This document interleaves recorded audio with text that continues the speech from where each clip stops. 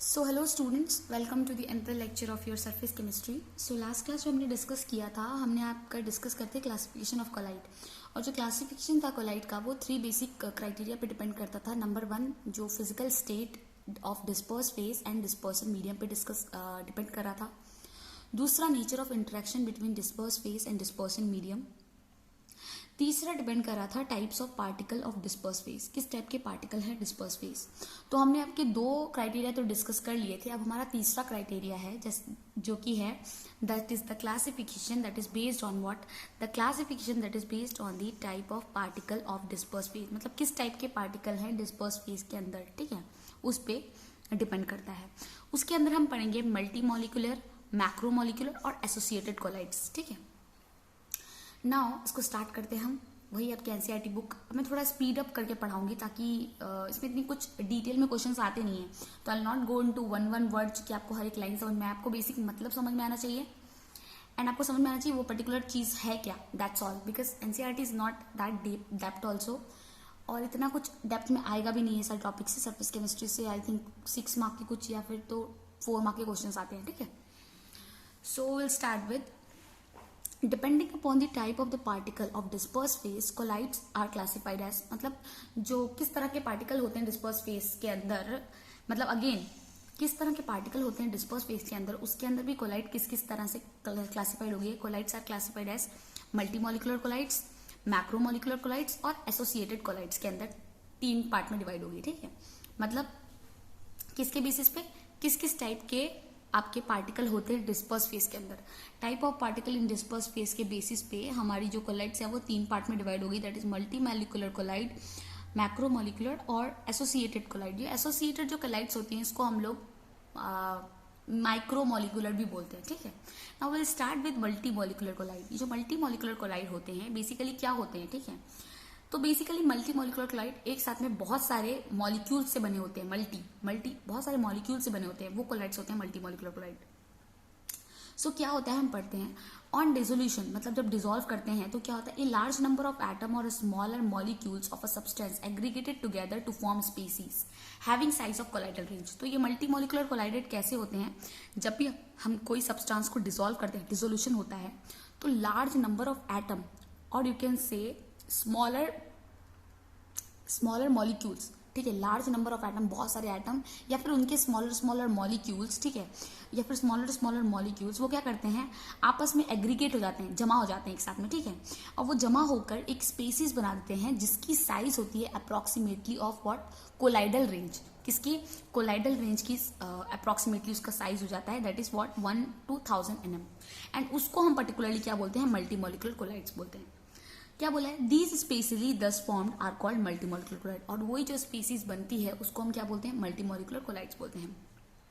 For example a gold sol में contain particles of various sizes having many atoms, ठीक है। अब मैं आपको एक चीज इससे समझाती हूँ, डायग्राम से समझाती हूँ। जैसे फॉर एग्जाम्पल हमने आपको बताया था लायोफिलिक एंड लायोफोबिक कोलाइड्स के बारे में, तो आप अच्छे से ध्यान दीजिए। लायोफिलिक एंड लायोफोबिक कोलाइड्स की बताया था हमने। लायोफिलिक, ठीक है, लायोफिलिक मतलब सॉल्वेंट लविंग। जैसे फॉर एग्जांपल स्टार्च डाल दिया आपने, ठीक है, स्टार्च आराम से आपके सॉल्व में डिसोल्यूशन कर लेगा आराम से, डिस्पर्स फेज एंड डिस्पर्स में आप डिसॉल्व कराएंगे, कोलाइडल सॉल्यूशन बना लेंगे, ठीक है, कोलाइडल सॉल्व बना लेंगे। लायोफिलिक में क्या होता है, जैसे फॉर एग्जाम्पल लायोफिलिक में आपको, जैसे फॉर एग्जाम्पल आपने ले लिया मेटल, कोई भी मेटल या गोल्ड ले लिया, ठीक है ना, उसको आपने डाल दिया वाटर में, ठीक है, वाटर में डाल दिया तो ये कुछ अच्छे से डिसोल्यूशन कर नहीं रहे, ये जाके सारे पार्टिकल्स नीचे बैठ जाएंगे, क्या बन जाएंगे, नीचे की सरफेस पे बैठ जाएंगे। तो ये जब नीचे की सरफेस पे बैठ जाएंगे तो ये क्या बनना है, ये सस्पेंड हो जा रहे हैं, नीचे बैठ जा रहे हैं, सस्पेंशन काइंड बना रहे हैं, ये सस्पेंडेड हो जा रहे हैं पार्टिकल्स, तो सस्पेंशन काइंड बना रहे हैं, बट हमें कोलाइडल सोल्यूशन चाहिए। तो हमने कहा था ना लायोफोबिक, जो लायोफोबिक होते हैं वो आपके कोलाइडल सोल्यूशन जैसे होते नहीं, हमको उनको कोलाइडल सोल्यूशन बनाना पड़ता है, वो इतने स्टेबल नहीं होते, उनकी स्टेबिलिटी हमें खुद लानी पड़ती है। उसके लिए हमको क्या करना पड़ता है, उसमें स्टेबलाइजिंग एजेंट डालना पड़ता है, ठीक है। तो कैसे स्टेबल होगा, अब आप क्या करोगे, जैसे फॉर एग्जाम्पल मान लो ये आपका गोल्ड सॉल्ट है, इसमें आपने कोई इलेक्ट्रोलाइट डाल दिया, इलेक्ट्रोलाइट मान लो आपने कोई भी इलेक्ट्रोलाइट AgCl डाल दिया, AgNO3 डाल दिया, ठीक है। अगर गोल्ड आपका नेगेटिव है तो Ag का जो प्लस है, ठीक है, Ag आपको पता है गोल्ड नॉर्मली अपने ऊपर नेगेटिव साइन लिए रहता है, ठीक है, ये आपको मैं बताऊंगी अभी आगे जो हम एक्सपेरिमेंट पढ़ने वाले हैं उसमें बताऊंगी। तो गोल्ड के पार्टिकल्स अगर नेगेटिव साइन लेके रखे हैं, ठीक है, गोल्ड पड़ा हुआ है, तो ये सब तो जाके नीचे बढ़ेगा। तो जब हम इसमें Ag डाल देंगे Ag प्लस, तो क्या हो जाएगा Ag प्लस गोल्ड के साथ जाके गोल्ड की सरफेस के ऊपर ये क्या बन जाएगा, plus plus sign, Ag plus ऐसा Ag प्लस सरफेस बना लीजिए। जैसे फॉर एग्जाम्पल ये गोल्ड है, इसके सरफेस पे Ag प्लस ऐसा बन जाएगा, ठीक है।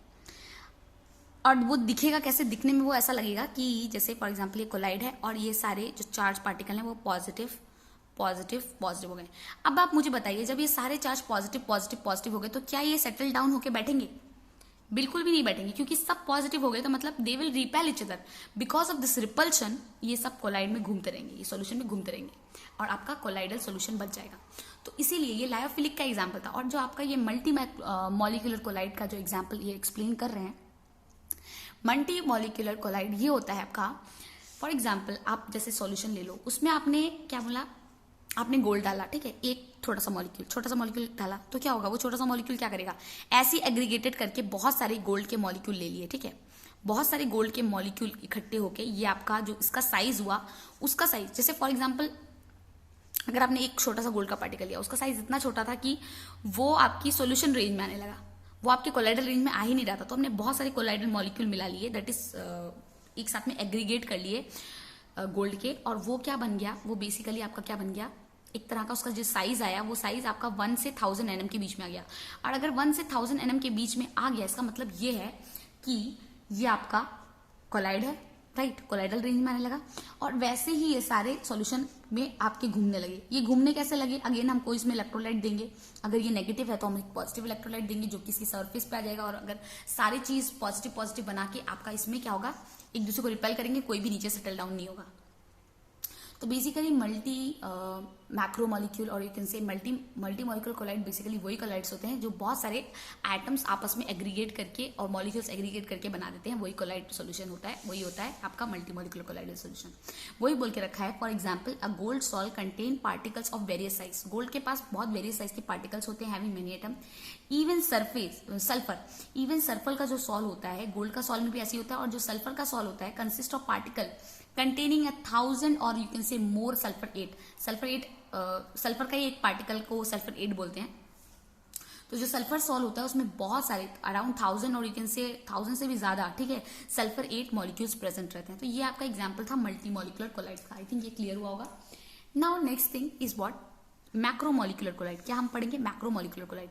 तो मैक्रोमोलिकुलर कोलाइड क्या होता है, द मैक्रोमोलिक्यूल्स, हम यूनिट 515 जो अभी आपका आएगा उसमें हम डिटेल में पढ़ेंगे मैक्रोमोलिक्यूल्स होता क्या है। बेसिकली मैक्रोमोलिक्यूल्स आपका प्रोटीन, पैप्टाइड्स, न्यूक्लिक एसिड जो हमारे बॉडी में प्रेजेंट रहते हैं, राइट, एनिमल्स ह्यूमंस की बॉडी में प्रेजेंट रहते हैं, दैट इज व्हाट मैक्रोमोलिक्यूल्स। तो ये मैक्रोमोलिक्यूल्स क्या होते हैं, the macromolecules in suitable solvent, जब इनको एक सुटेबल सॉल्वेंट में डाला जाता है, they form what solution in which the size of the macromolecule, ये क्या बनाते हैं, सॉल्यूशन बनाते हैं, नॉट सॉल्यूशन बनाते हैं। और उसमें जो इन सॉल्यूशन का जो पार्टिकल का साइज होता है मैक्रोमोलिक्यूल का, वो साइज इनका कोलाइडल रेंज के बीच में होता है।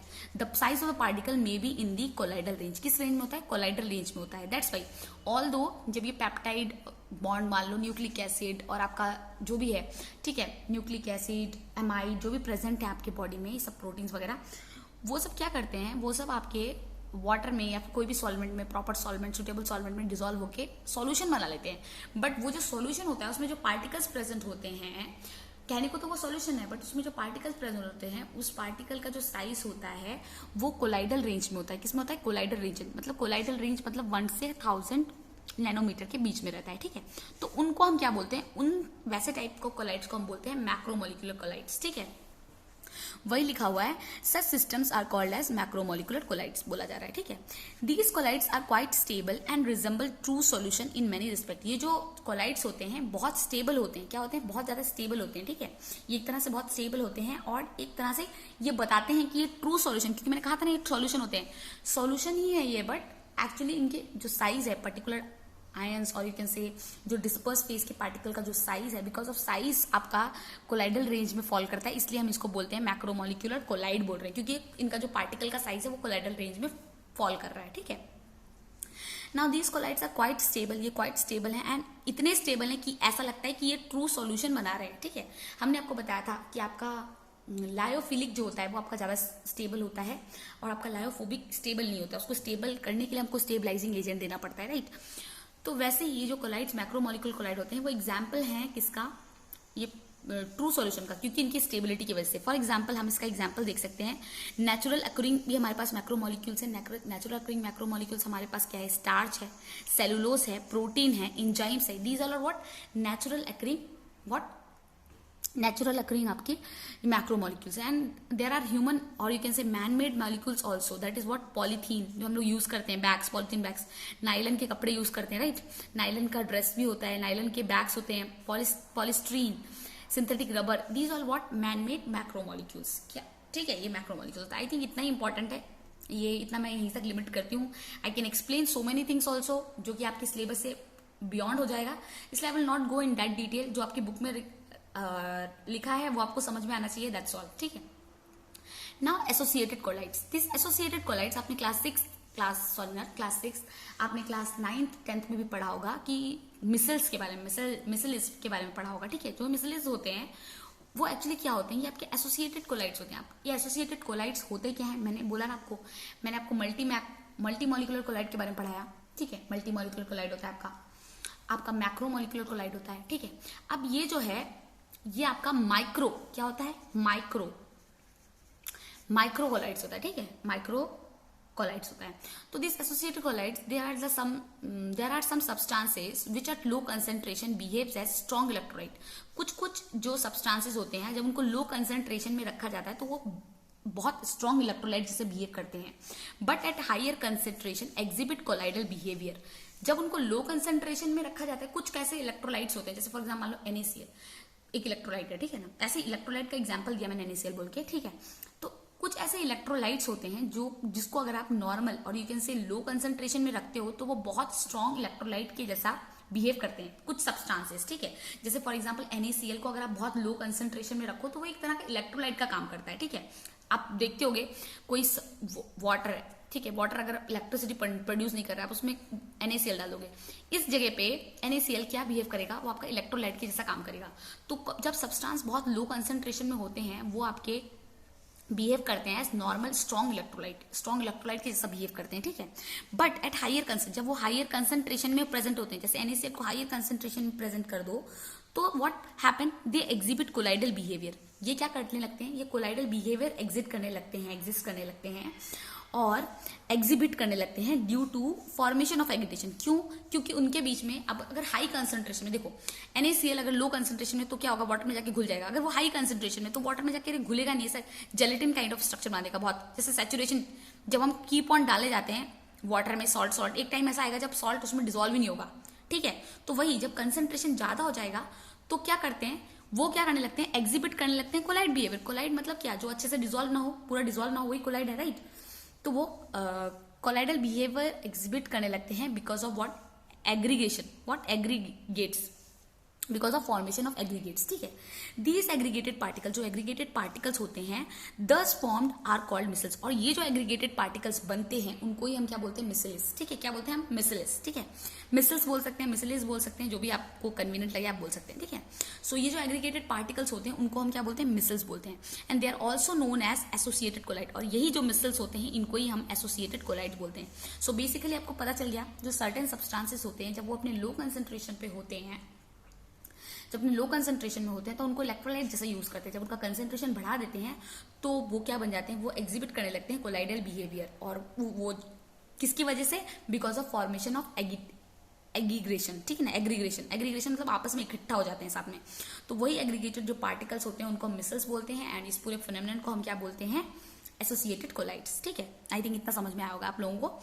Now next thing is what, the formation of micelles take place only अब पर्टिकुलर टेम्परेचर। अब जो ये मिसल का जो फॉर्मेशन होता है, ठीक है ना, जो मैंने बोला कि हम कीप ऑन जो कंसंट्रेशन बढ़ा रहे हैं, ठीक है, सब्सटेंस का जो कंसंट्रेशन तो बढ़ा रहे हैं सब्सटेंसेस का, जो बेसिकली मिसल का फॉर्मेशन होता है वो होता है आपका एबव अ पर्टिकुलर टेम्परेचर। एक टेम्परेचर फिक्स है, उसी टेम्परेचर पे उसका फॉर्मेशन होगा। And that particular temperature is called as what, Krafft temperature. क्या बोलते हैं उसको, Krafft temperature, denoted by T K, ठीक है। तो basically the formation of micelle take place by what, by above a particular temperature. This particular temperature means at what the formation of missile take place, that particular temperature is called as Kraft temperature. And above a particular concentration, और एक तो above particular temperature and above particular concentration micelle का formation बनता है। जो concentration above, जिस concentration में मिसल का फॉर्मेशन बनता है उसको बोलते हैं critical micelle concentration, that is what CMC, not CMC hospital in Vellore, वो नहीं, ठीक है। CMC means critical micelle concentration होता है, ठीक है। एंड उसके बाद क्या लिखा हुआ है, लिखा है on dilution these colloids revert back to individual atom. अगर इसमें फर्दर और डाइल्यूशन करते रहेंगे, जैसे फॉर एग्जांपल मान लो सॉल्ट का हमने ये एग्रीगेटेड सोल्यूशन बना दिया, अब इसमें हम वाटर डाले जा रहे हैं, बहुत सारा वाटर डाल दिया, बड़े सा आपने 500 आधा लीटर वाटर डाल दिया, फिर क्या होगा, ये वापस से फिर से वही बन जाएंगे, क्या बन जाएंगे, जो अपने इनिशियल आयंस में कन्वर्ट हो जाएंगे। क्या आयंस मतलब इलेक्ट्रोलाइट जैसा बिहेव करने लगेगा। अभी NaCl थोड़े वाटर में डाला था तो इलेक्ट्रोलाइट जैसा बिहेव कर रहा था, जब थोड़े से वाटर में बहुत सारा NaCl डालने लगा तो वो एग्रीगेटेड पार्टिकल्स बन गए, वो कोलाइडल बिहेव करने लगे। अगेन हम इसमें बहुत सारा वाटर डालेंगे तो NaCl फिर से इलेक्ट्रोलाइट जैसा बिहेव करने लगेगा। इलेक्ट्रोलाइट बेसिकली क्या है आपका, Na+Cl- आयंस तो है, राइट, Na+ और Cl- आयन ही है, तो वही रख के रखा है ऑन डाइल्यूशन। जब डाइल्यूशन और कर देंगे और उसमें वाटर ऐड कर देंगे, जो यही कोलाइड जो बन चुके हैं कोलाइड, ये वापस अपने इंडिविजुअल आयंस में कन्वर्ट हो जाएंगे। The surface active agents such as soap, synthetic detergent belongs to this class. और जो ये मिसल्स का जो क्लास है, और you can say associated colloids का जो क्लास है, आपकी जो सोप जो आप यूज करते हैं, जो आप डिटर्जेंट कपड़े धोने के लिए यूज करते हैं, डिटर्जेंट वगैरह, वो सब इसी क्लास से बिलोंग करता है, एसोसिएटेड कोलाइड से ही बिलोंग करता है, ठीक है।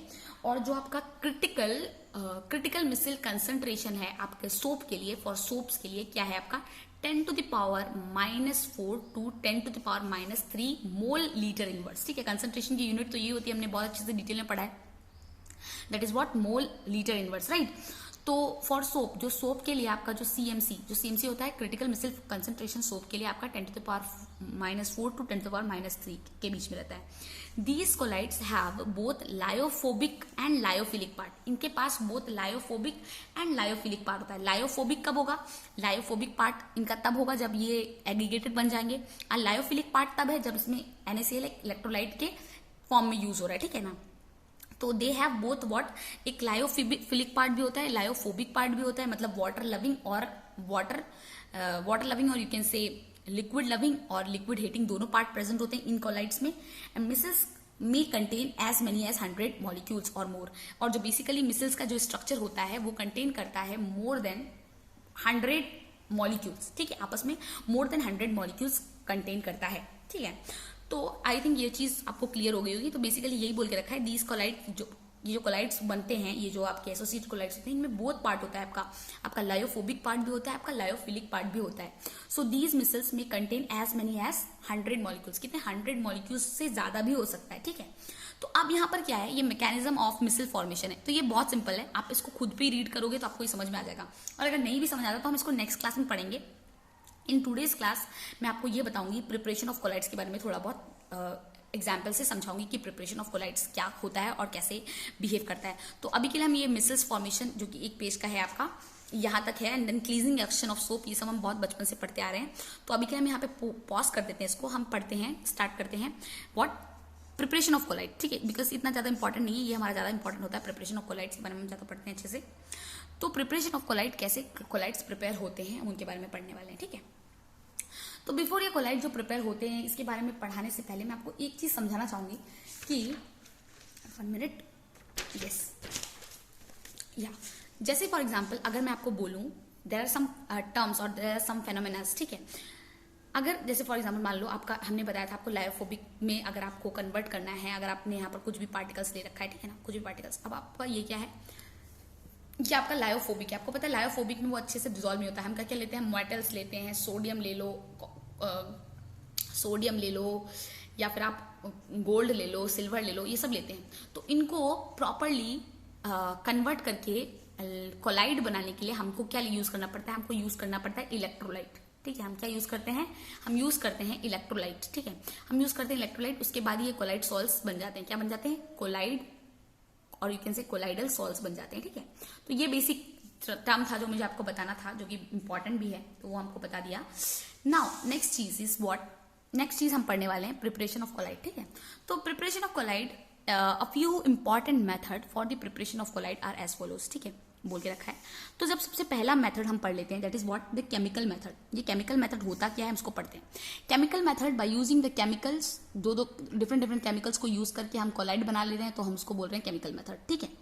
अब क्या लिखा हुआ है यहाँ पर, colloidal dispersion can be prepared by chemical reactions leading to the formation of molecule. जो कोलाइडल डिस्पर्सन मतलब कोलाइडल सॉल्यूशन, डिस्पर्सन मतलब वही, क्योंकि वो जो सॉल्यूशन बनता है वो डिस्पर्सन मीडियम कहलाता है, इसलिए लिखा हुआ है कोलाइडल डिस्पर्सन। जो कोलाइड्स होते हैं, और you can say colloidal salts can be prepared by chemical reaction.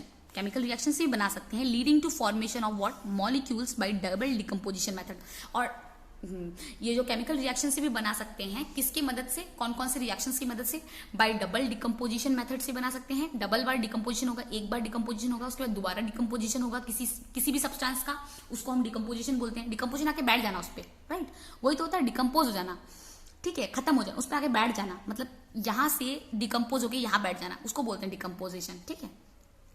Oxidation से हो सकता है, रिडक्शन से हो सकता है, हाइड्रोलिसिस से हो सकता है, इस तरह से वेरियस तरीके से हो सकता है। So what it is written here, these molecules then aggregated leading to formation of salt. ये मॉलिक्यूल आपस में एग्रीगेट हो जाते हैं and leading to what, formation of salt. किसकी, सॉल्ट का फॉर्मेशन बनाने लगते हैं, ठीक है, leading to the formation of salt. Okay, these molecules then aggregated leading to the formation, और यही मॉलिक्यूल्स आपस में एग्रीगेट करके क्या बनाते हैं, सॉल्ट बनाते हैं। बेसिकली होता क्या है, ये जो कोलाइडल डिस्पर्सन आपका बनता कैसे है, जो बहुत सारे मॉलिक्यूल या तो कुछ रिएक्शन करते हैं, डबल डिकम्पोजिशन रिएक्शन, मान लो ऑक्सीडेशन, हाइड्रोलिसिस, रिडक्शन, तो उस दौरान क्या होता है, आपका कोलाइडल सॉल्यूशन मॉलिक्यूल जो होते हैं आपस में रिएक्शन करके प्रोडक्ट बनाते हैं। वो प्रोडक्ट क्या होते हैं, आपस में एग्रीगेट कर जाते हैं।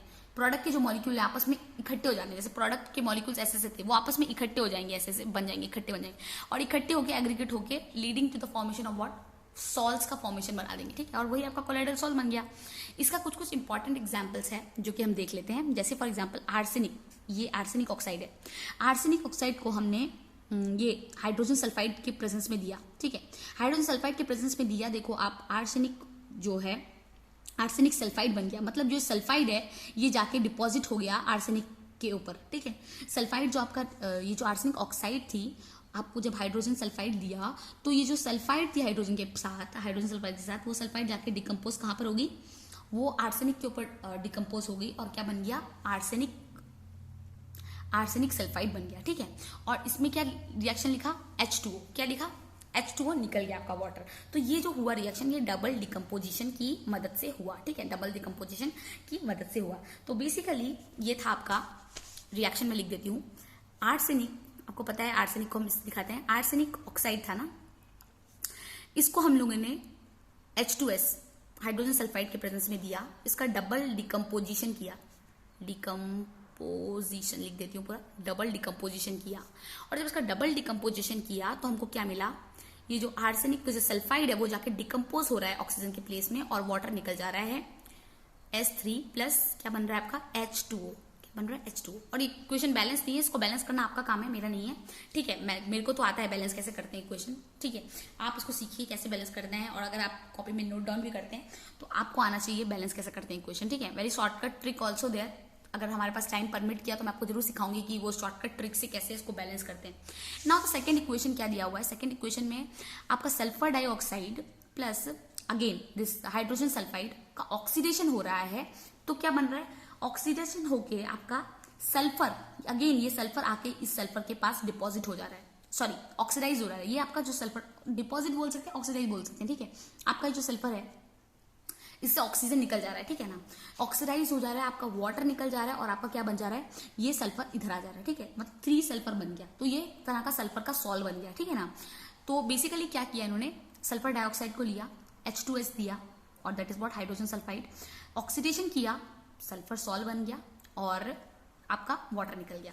तो बेसिकली आपका क्या था, सल्फर डाइऑक्साइड प्लस H2S, आपने यहां पर ऑक्सीडेशन कर दिया, ऑक्सीडेशन कर दिया तो आपका क्या बना, ये सल्फर सॉल्ट बन गया। और हाँ यस, ये भी जो है आर्सेनिक सल्फाइड, ये भी आपका सॉल्ट है, यहाँ पे लिखना नहीं भूलना है, प्लस वाटर निकल गया। तो आई थिंक रिएक्शन बहुत इजी है, आपको बस रिएक्शन याद रखने हैं। Balancing is not your not the job, आपको रिएक्शन पता होने चाहिए, बैलेंसिंग आप खुद कर लोगे। बैलेंसिंग इज नॉट, अगर आप कोई इक्वेशन देख रहे हो और आप सोच रहे हो ओ गॉड ये तो बैलेंसिंग, यहाँ पे नंबर इतने 8 नंबर बहुत हाई फाई नंबर दे रखे हैं, that is not your job. Balancing अपने आप हो जाएगी। You have to check the number of reactant both the side कि क्या क्या रिएक्टेंट प्रेजेंट है। जैसे कि फॉर एग्जांपल देखो यहाँ पर सल्फर प्रेजेंट है, ऑक्सीजन प्रेजेंट है, हाइड्रोजन प्रेजेंट, 3 एलिमेंट रिएक्टेंट में प्रेजेंट है। कितने नंबर में प्रेजेंट है वो भी गिन लो।